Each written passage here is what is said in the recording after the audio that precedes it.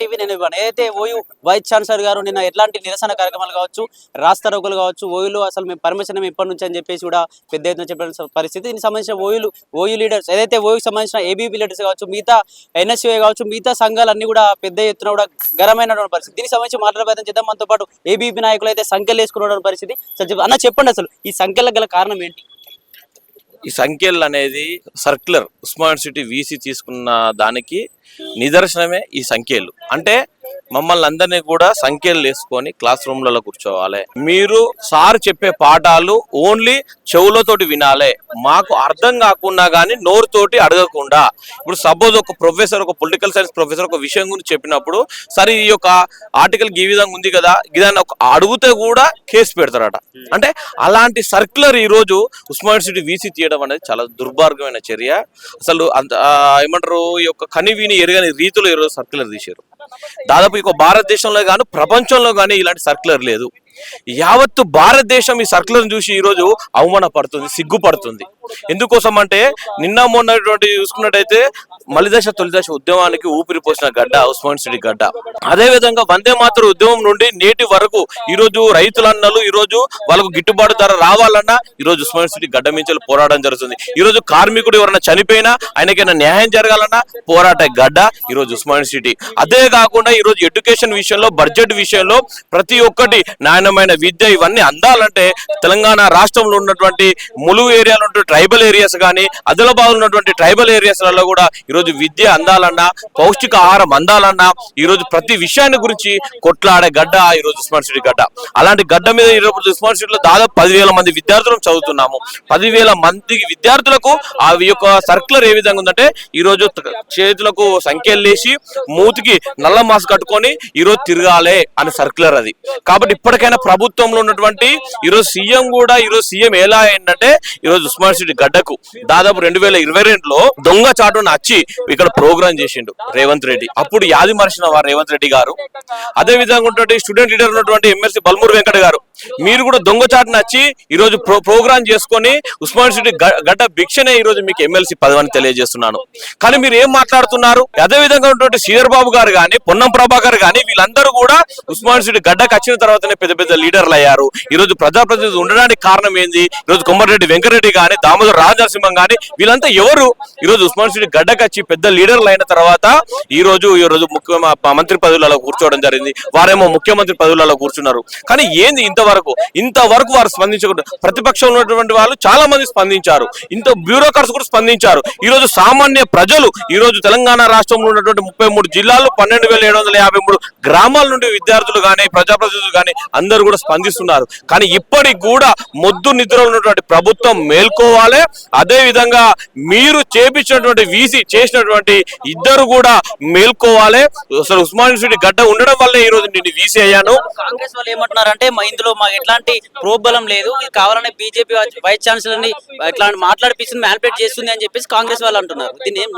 దీన్ని ఏం చేస్తున్నారు అంటే 2022 వాస్తవానికి 2022లో దీన్ని ఈసీ కమిటీలో పెట్టి చేయడం జరిగింది. అప్పుడు ఉన్నటువంటి వీసీ రవీందర్ యాదవ్ గారు ఇది తీసుకుంటే చాలా ప్రమాదం ఏర్పడుతుంది, దీన్ని క్యాన్సల్ మళ్ళీ ఒక ఈసీ మీటింగ్ లో పెట్టి మనం దాన్ని రెజల్యూషన్ చేసి క్యాన్సల్ చేద్దామనే ఆలోచనతో మీ అందరూ ఒపీనియన్ తీసుకొని దాన్ని క్యాన్సల్ చేసే ప్రయత్నం ఉన్నారు.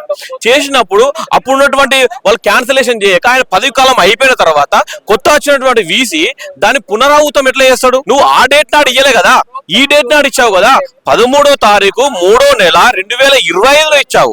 అంటే నువ్వు వచ్చి 5 నెలలలో, మీరు వైస్ ఛాన్సలర్ వచ్చి 5 నెలలలో అసలు ఏం జరిగింది? ఒక ప్రోగ్రామ్ అన్న జరిగిందా? ఏమన్నా జరిగిందా? ఇంతవరకు ఒక ప్రోగ్రామ్ కూడా జరుగుతలేదు.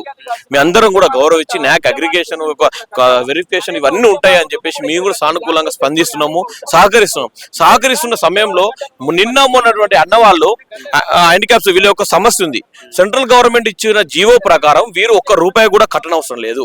అరే మీరు ఎందుకు కట్టమంటున్నారు? కామర్స్ కాలేజీలు ఇచ్చారు, బీటెక్ కాలేజీలు ఇచ్చారు, టెక్నాలజీ కాలేజీలు ఇచ్చారు, సైన్స్ కాలేజీలు ఇచ్చారు. ఆర్ట్స్ కాలేజీలో మేమేమో అన్యాయం చేసినాం? వీరు ఉన్నదే ఒక 6-7 మంది విద్యార్థులు. మేము ఎందుకు కట్టాలి ట్యూషన్ ఫీజు? మేము ఎందుకు కట్టాలి మెస్ ఫీజు? వీళ్ళు గవర్నమెంట్ ఇచ్చే పెన్షన్ ఎందుకు ఇస్తుంది? పెన్షన్ హ్యాండిక్యాప్స్ అని పెన్షన్ ఇస్తుంది. ఆ పెన్షన్లకు వెళ్ళి కట్టనడం ఎంత దుర్మార్గం! అంటే వీసీ రిజిస్టర్లకు ప్రిన్సిపల్లకు అర్థం కావడం లేదా? జీవో అంటే సెంట్రల్ గవర్నమెంట్ జీవో అంటే మీకు లెక్కలేదా అని మేము ఈరోజు విద్యార్థి లోకం నుండి అడుగుతున్నాం. విద్యార్థి విద్యార్థులు చదువుకోవాలి అనే కష్టం అయిపోతున్న పరిస్థితి ఈరోజు నెలకొన్నది. ఈరోజు నిజాం కాలేజ్ దాదాపు 135 సంవత్సరాల చరిత్ర కలిగిన నిజాం కాలేజీలో ఈరోజు ఎంసీఏ విద్యార్థులు ఫీజు కడతానే మీకు హాల్ టికెట్లు ఇస్తానడం ఎంత సిగ్గుచేటు. ఈరోజు యూజీసీ నిబంధన ఉంది, యూజీసీ రూల్స్ అండ్ రెగ్యులేషన్స్ ప్రకారం ఏ విద్యార్థిని పైసలు అడగకూడదు.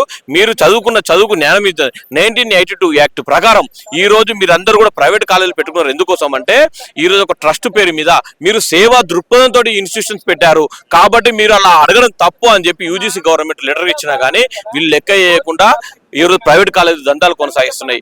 దానికి రెండింతలు ఈరోజు గవర్నమెంట్ విశ్వవిద్యాలయం అయినటువంటి ఉస్మానియా యూనివర్సిటీ కానీ నిజాం కాలేజ్ కానీ అన్ని విశ్వవిద్యాలయాల్లో అక్రమంగా పైసలు వసూలు చేస్తారు. అంటే మేము కట్టము, మాకు జీవో ఉంది అని చెప్తే జీవోను పాటించాల్సినటువంటి ఆ జీవో యూజీసీ జీవో ద్వారా శాలరీ పొందుతున్నటువంటి వాళ్ళందరూ కూడా ఈ రోజు చేయడం అనేది సిగ్గుచేటు. మీకేమో జీతాలు కావాలి, మీకేమో పెన్షన్లు కావాలి, మీకు యూజీసీ నిబంధనలు ఏమున్నాయో అన్ని కావాలి. కానీ విద్యార్థులు చదువుకునే విద్యార్థులు మొదటి జనరేషన్ విద్యార్థులు మా జీవోలు మాకు కావాలని కొట్లాడితే మాత్రం తప్పని ఆంక్షలు పెట్టడం తప్పు. మీరు ఏవైతే యూజీసీ నిబంధనలు అద్దంటున్నారో మీరు కూడా శాలరీ తీసుకోకండి.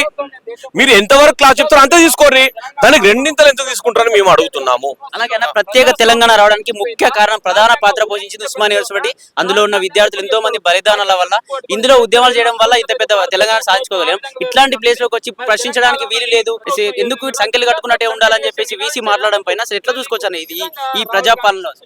తెలంగాణ ఉద్యమం 2009 నవంబర్ 9వ తారీఖు నాడు మరుగున పడి దారి తప్పున పోయే టైంలో ఆ ఉద్యమానికి ఊపిరి పోసిన గడ్డ ఈ రోజు ఉస్మానియా యూనివర్సిటీ. ఆనాడు ఉవ్వెత్తున రాష్ట్రం అంతా బగోలు అంటుంది, ఢిల్లీలో మొత్తం దరదరలు ఆడించినటువంటి గడ్డ ఉస్మానియా యూనివర్సిటీ గడ్డ. అప్పుడు ఊపిరి పోసిన తర్వాత దాని నుంచి 2014 వరకు వదిలిపెట్టకుండా జూన్ 2 వరకు సాధించుకున్న ఘనత ఈ రోజు ఈ ఉస్మానియా యూనివర్సిటీ గడ్డ. అలాంటి గడ్డలో ఇలాంటి ఆంక్షలు పెట్టడం అనేది చాలా దురదృష్టకరం. మేము ఇప్పటికి కూడా అసలు ఏంది అనేది క్వశ్చన్ మార్క్ గా ఈరోజు విద్యార్థులు అందరం ఉన్నాం.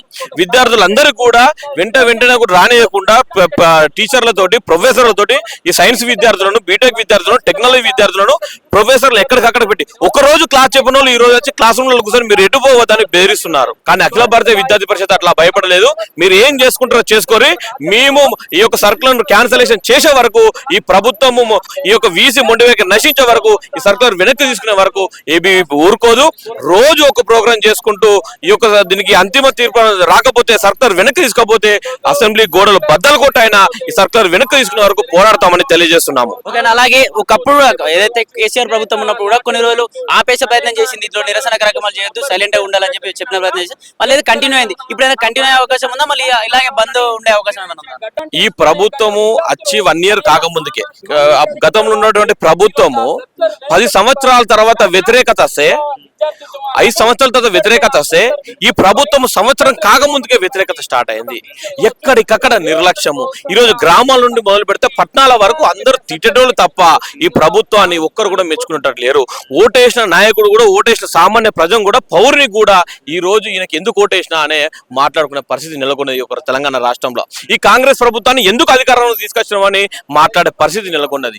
ఎందుకంటే అన్ని విద్యలో గాని, ఆరోగ్య విషయంలో గాని, రైతన్నల విషయంలో గాని, కార్మికుని విషయంలో గాని, ప్రతి ఒక్కరి విషయంలో ఈరోజు నిర్లక్ష్యం వహిస్తూ ప్రతి ఒక్కరిని కూడా వీళ్ళు ఘోరమైన పరిస్థితుల్లో నెలకొన్నది. కాబట్టి ప్రతి ఒక్కరు కూడా ఈ ప్రభుత్వం ఎందుకు అని ఆలోచిస్తుంది.